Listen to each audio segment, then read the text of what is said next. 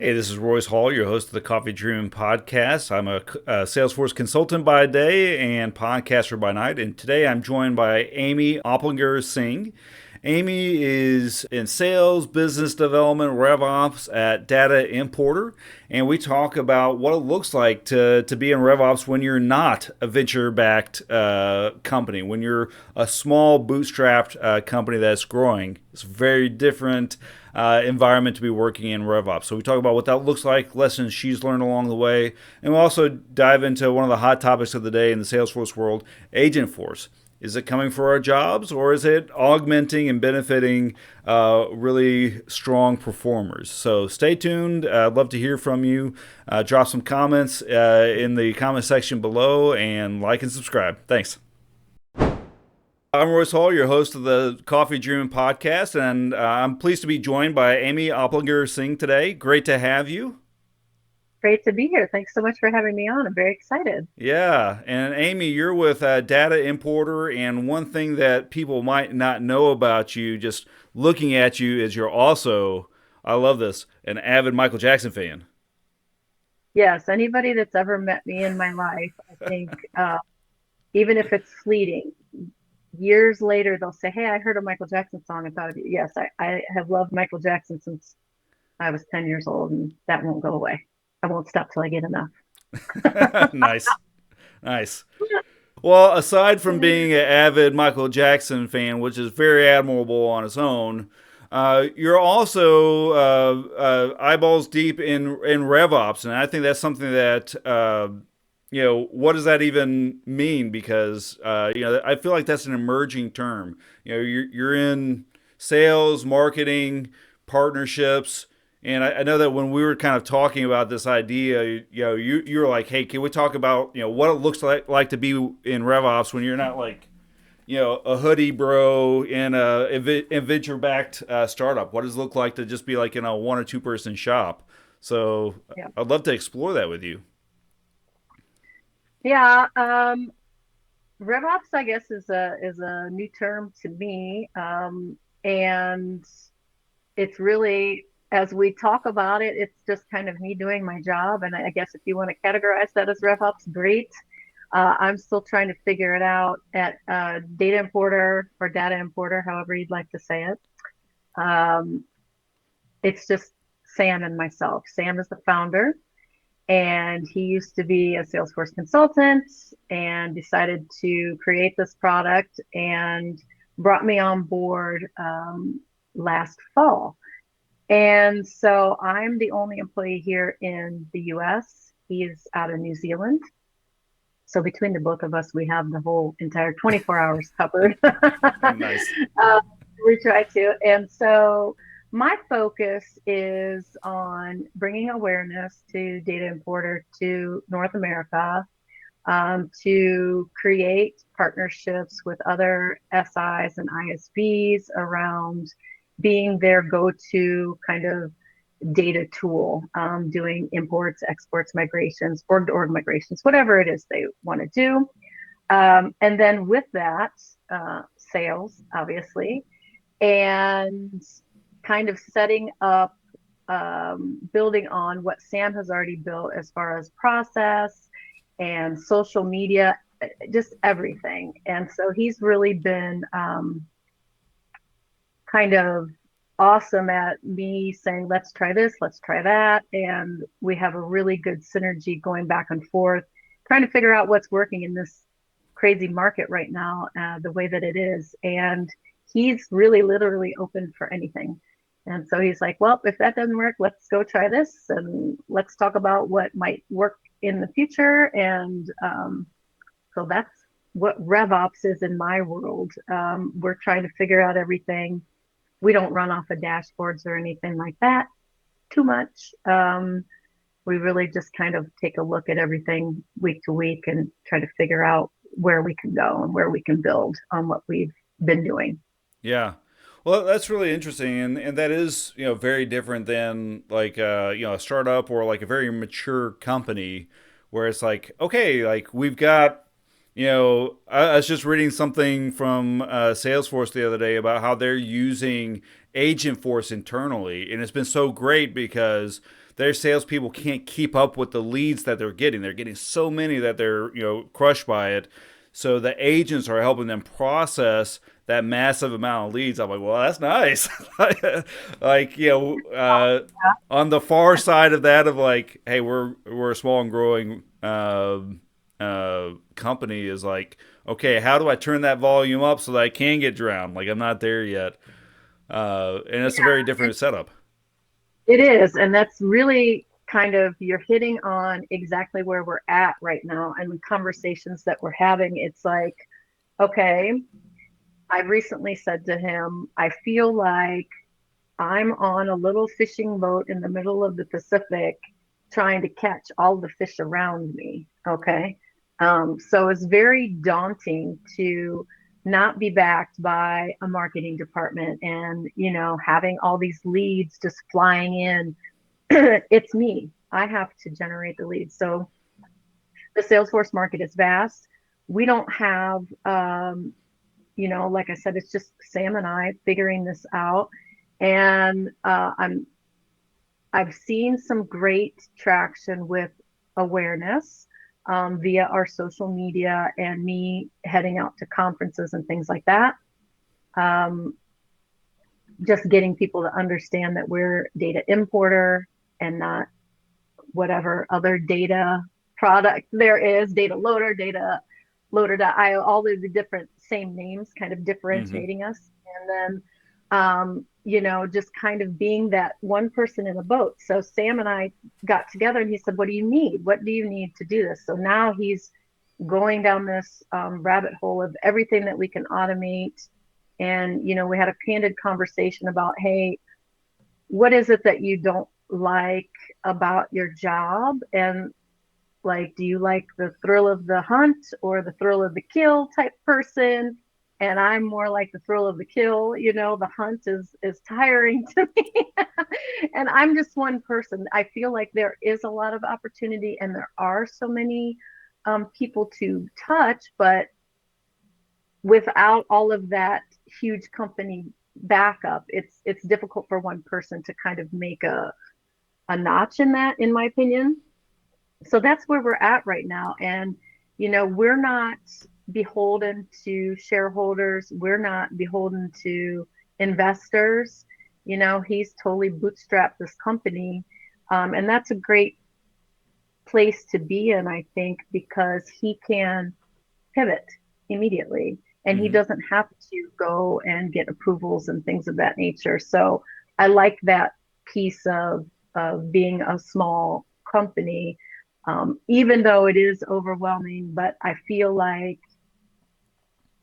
we're building the foundation to grow very big, very fast. So I think once it happens, once we get all these little pieces figured out, then it's going to be an avalanche of good leads, like you said. Then maybe we'll finally have a use case for agent. Yeah, we'll see. So Hold your breath. yeah, so you mentioned a lot of things, like you're out there, you're experimenting, trying to get the word out.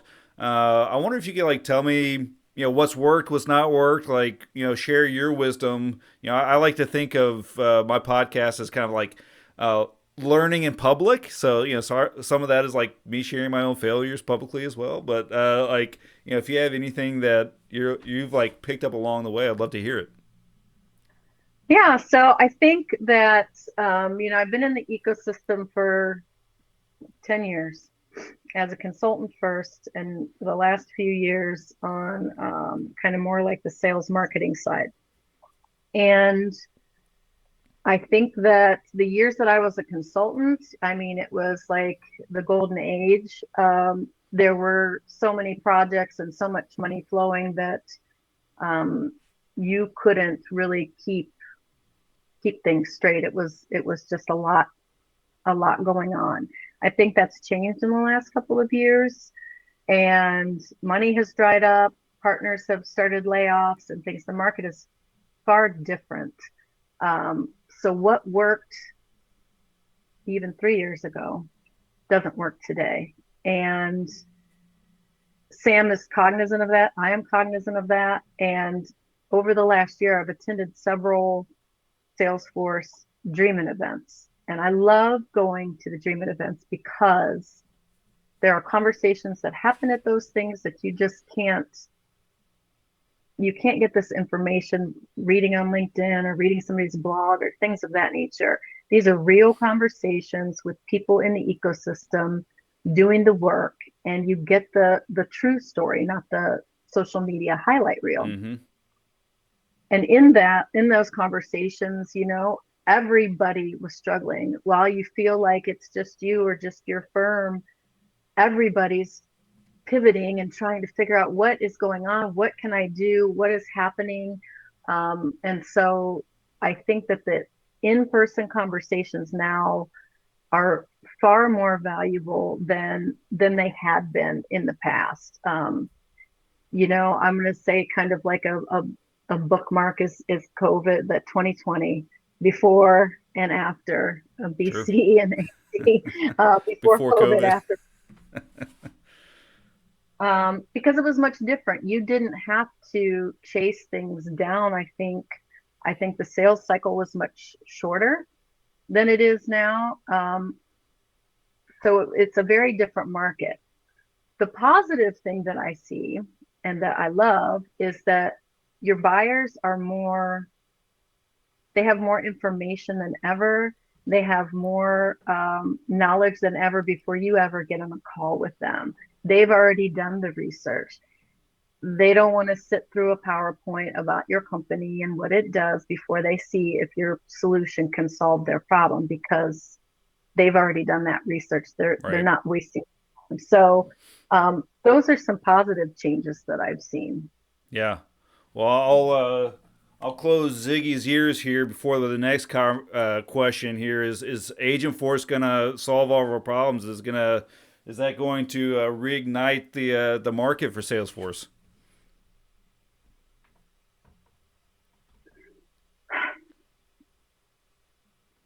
I'm thinking carefully for my word choices here. Mark's listening to this. He's one of my avid followers, so be careful. You don't have to answer if you don't want to. Doesn't care what I say. So I think that as Agent Force matures, as it gets more clear about the use cases, then it will be more beneficial. Right now, I'm not seeing that clarity.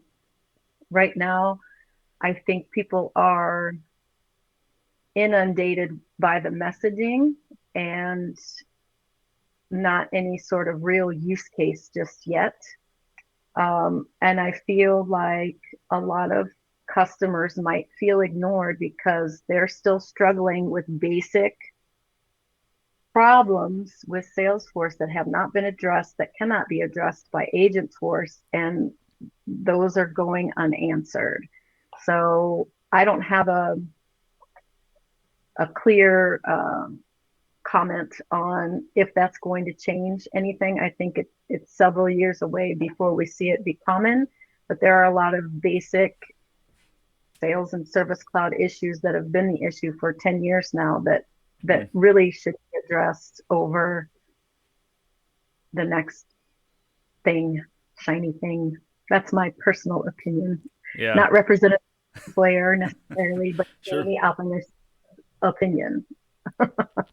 No, that's good. I think I share a similar thought. Like Salesforce is very aggressively pushing Agentforce. Like there's no Salesforce World Tours anymore. Like that's bizarre to me that they changed the name on the World Tours. Agentforce World Tour.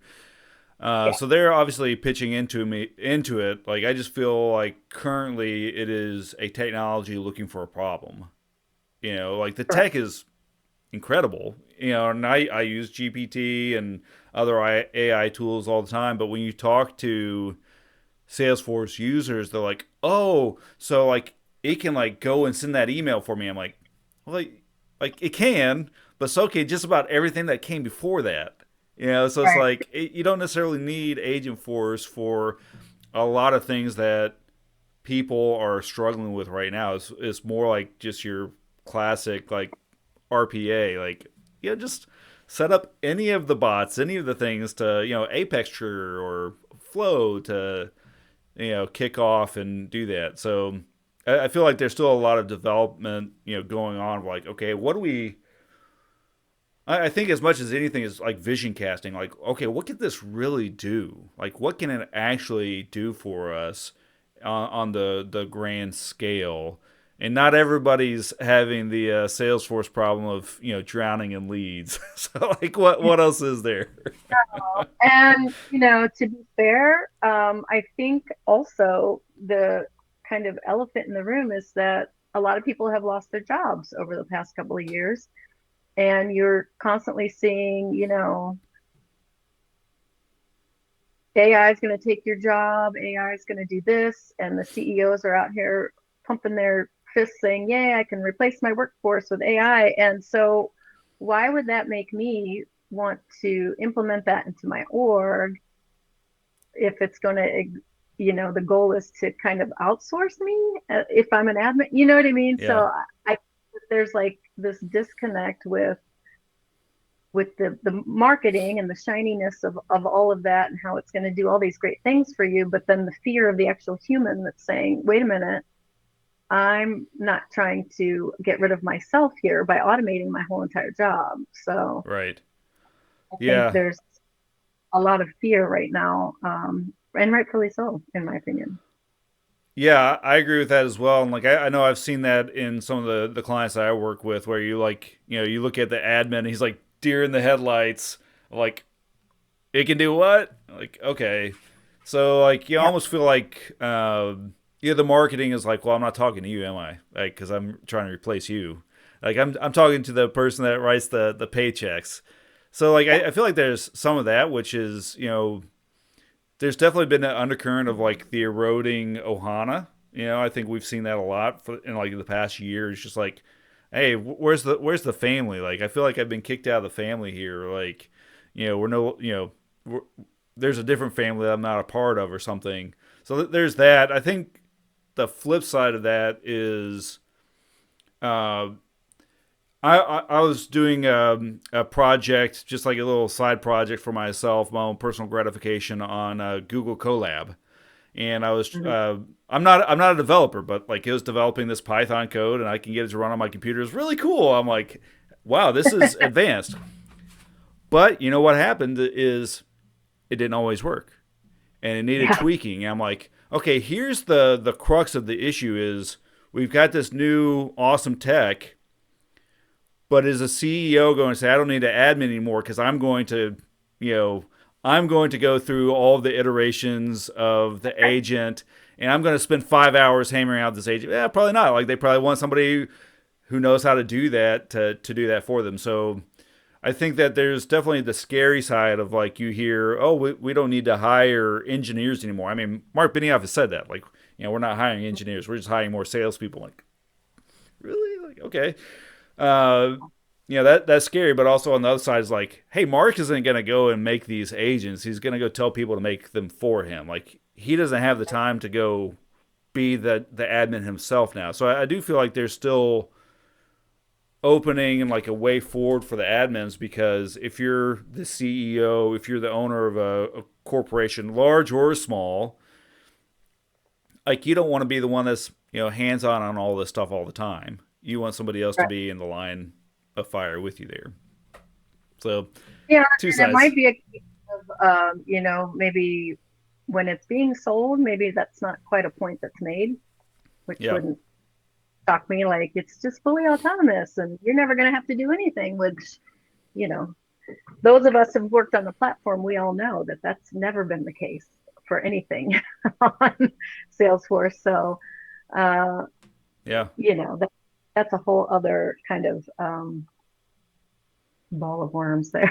Yeah. Well, that's a classic RevOps question though, right? Is even before there's agents, it's just like I've been to meetings where it's like just outsource everything, like send everything overseas, and it's like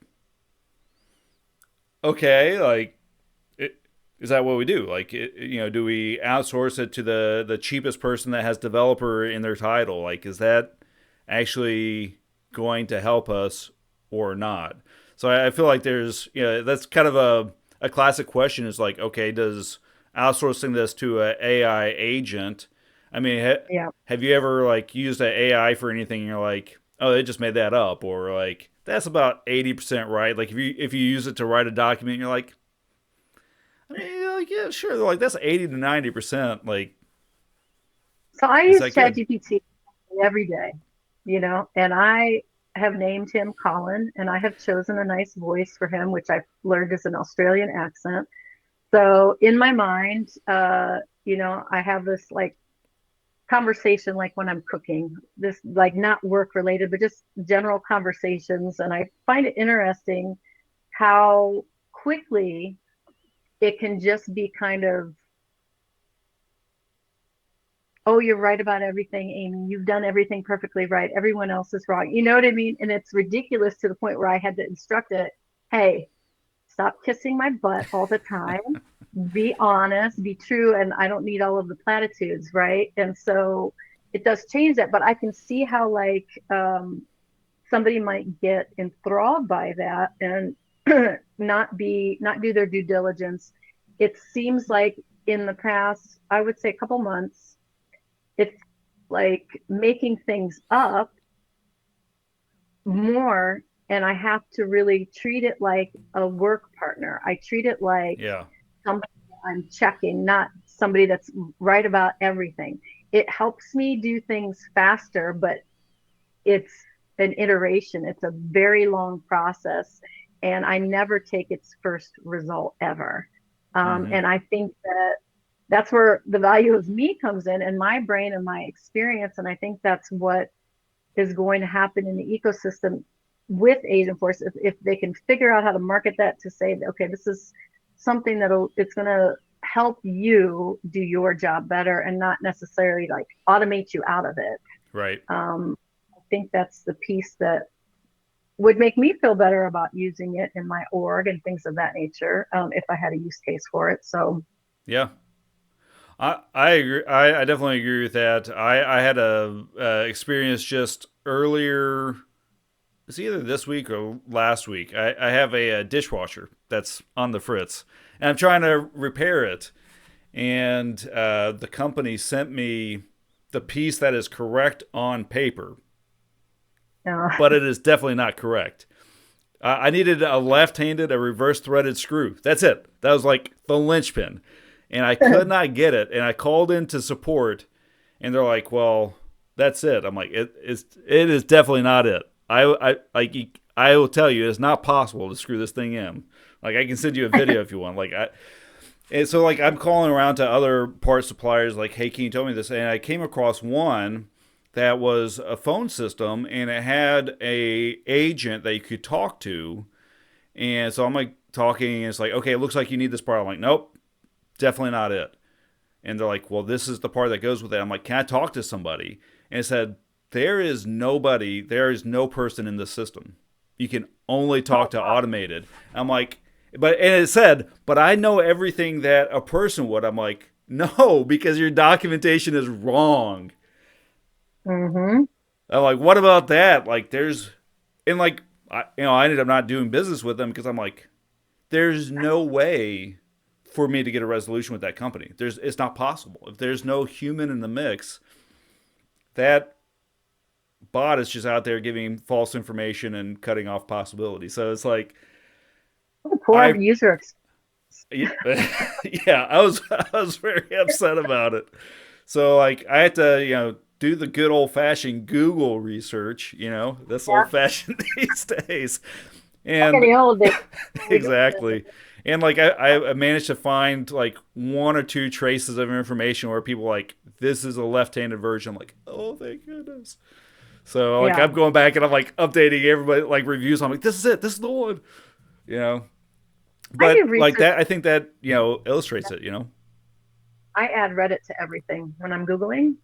I'll ask it a question and then put Reddit at the back end because I want to see what, and who knows if it's a bot on Reddit, but anyway, but if Reddit has been more helpful for me on Well, anything and than that's ever. where that was where one of the two pieces of information was Reddit. So yeah, like that user input, and Yeah. I think talking about marketing and LLMs and RevOps, like I do feel like for people like you and me, there's an opportunity here. Those LLMs are still consuming the same things that like Google consumes, right? But people ask a question. Maybe they ask about importing data into Salesforce. If you write a really authoritative document about that, like Salesforce can or the LLMs can pick that up from your website and reference that back. And it's like you don't necessarily have to be page one slot one on Google to get that benefit. But they're still wrong. Sam created a GPT using our help center, and it still answers wrong. It literally has our help center, and it's still wrong. And so it does. It's not working right. I don't know Yeah. because we're obviously looking into that, and we're trying to because the buyers are kind of so self-sufficient. Sam has set our buying process in the way that literally, if you see my post on LinkedIn, say, hey, I want to go see what DataImporter is all about. You go to our website, you can schedule a meeting with me, you can book a demo, you can view everything. You sign up for the free tier. It's very robust and meets a lot of people's needs. And you can get in there and get hands on before you ever talk to me, before you ever talk to Sam, and see, okay, how does this compare? How am I liking it? Okay, I couldn't figure out kind of like what are these migration templates or what is this sandbox seeing? I need to talk to somebody. And boom, you can do that very easily before you ever have to sit through. I won't make anybody sit through a PowerPoint, but I love to have the conversations. I love to hear like, hey, what are you trying to solve for? Let me show you how to do that. And generally it's very quick and easy. And I do like that. And I don't think that that's ever something that an agent's going to replace. And I do feel like me personally as a human, I do like being able to figure out as much as I can on my own and then having the option to speak to a human and not Hmm. necessarily a robot like you did with that phone call. That's awful. I agree. I agree. It took me Oh, entirely too long. yeah. Well, Amy, you mentioned people are looking for data importer. Why don't you give us a little blurb about that? Like, in the Salesforce world, like, I go on the trailhead. I know that, I clicked the little button. I learned all about data importer on the trailhead, didn't I? Like, isn't that just the standard Salesforce tool for putting data in? No, you're talking about data loader. So which has always been around with Salesforce. And then since Salesforce bought MuleSoft, dataloader.io is part of Salesforce now as well.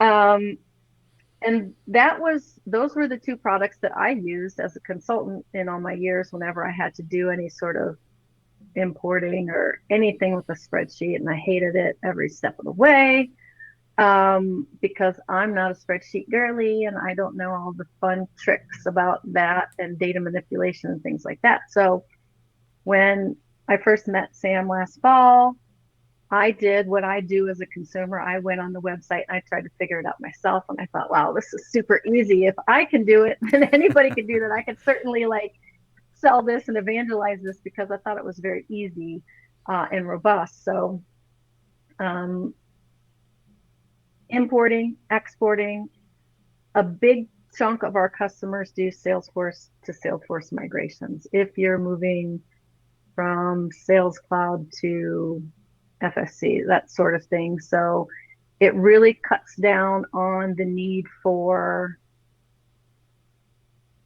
spending a lot of money getting, a huge team of consultants to drag out discovery, drag out mapping, drag out your plan, all of these things. And I say drag out being that I used to be one of those consultants dragging those things out in billable hours and so forth. So um, this makes it kind of easy. You can migrate literally your whole data model in one go with our Hmm. templates. So it's, and keep the relationships and not do VLOOKUPs, which if you've watched me on anything else, you know that I do not like VLOOKUPs.